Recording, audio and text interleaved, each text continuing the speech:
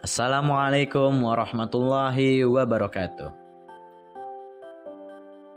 Kali ini saya akan membahas tentang salah satu materi di pembelajaran Kurmar, Kurikulum Merdeka.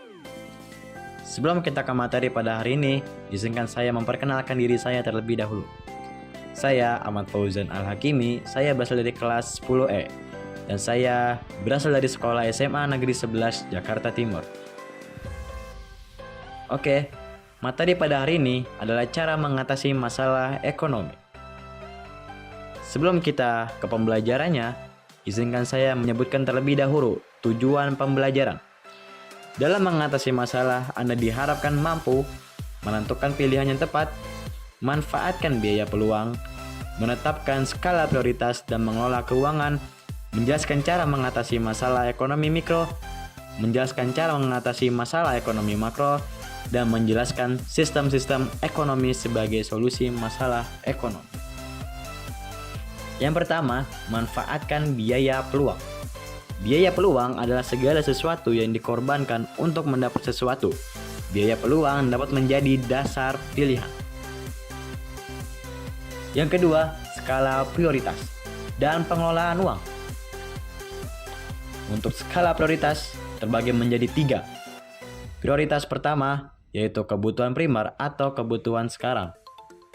Contoh dari kebutuhan primer yaitu sandang atau pakaian, pangan atau makanan, dan papan atau tempat tinggal. Prioritas kedua, kebutuhan sekunder atau kebutuhan masa depan. Contohnya yaitu alat komunikasi, transportasi, dan hiburan. Dan terakhir, prioritas ketiga, yaitu kebutuhan tersier atau kebutuhan opsional. Contohnya yaitu seperti jam mewah, mobil mewah, dan hal-hal mewah lainnya. Selanjutnya ada pengelolaan uang. A. Membuat pembukuan keuangan. B. Memonitor dan mengevaluasi diri secara berkala. Serta C. Membiasakan diri menabung. Yang ketiga, menentukan pilihan yang tepat. Untuk mengatasi kelangkaan, setiap orang harus menentukan pilihan yang tepat dan paling menguntungkan. Yang keempat, mengatasi masalah ekonomi mikro. Ekonomi mikro adalah ilmu ekonomi yang mempelajari perilaku individu dalam membuat keputusan-keputusan yang berhubungan dengan aspek-aspek ekonomi. Ekonomi mikro terdiri dari 5 unsur. Yang pertama, menentukan pilihan yang tepat untuk mengatasi masalah kelangkaan, contohnya memilih faktor produksi tenaga kerja. Yang kedua, bersinergi antar pelaku pasar dan industri untuk membentuk satuan yang lebih besar. Contohnya, kerjasama antara Nokia dan Microsoft. Yang ketiga, membentuk kesepakatan di antara produsen dan konsumen. Contohnya, perjanjian konsinyai. Yang keempat, menggunakan teknik analisis mikro. Contohnya menganalisis permintaan, penawaran, dan elastisitas. Dan yang terakhir, kelima, pemanfaatan analisis biaya dalam rangka menentukan pilihan. Mengatasi masalah ekonomi makro.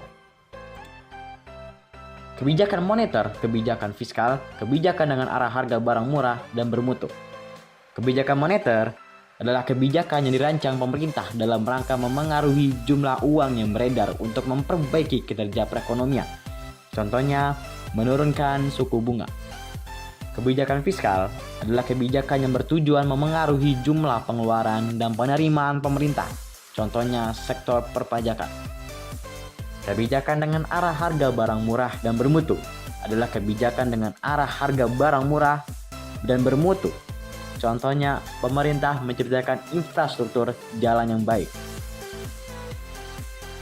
Yang terakhir, sistem ekonomi sebagai solusi masalah ekonomi.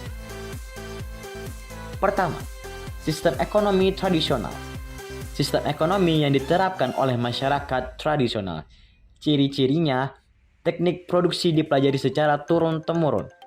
Modal sedikit, penukaran dilakukan dengan sistem barter, belum mengenal pembagian kerja, serta terikat tradisi. Yang kedua, sistem ekonomi komando. peran pemerintah sangat dominan, namun peran masyarakat atau pihak swasta sangat kecil. Ciri-cirinya, alat dan sumber daya produksi dimiliki dan dikuasai negara. Rakyat tidak bebas memiliki pekerjaan, kebijakan perekonomian diatur pemerintah. Yang ketiga, sistem ekonomi pasar.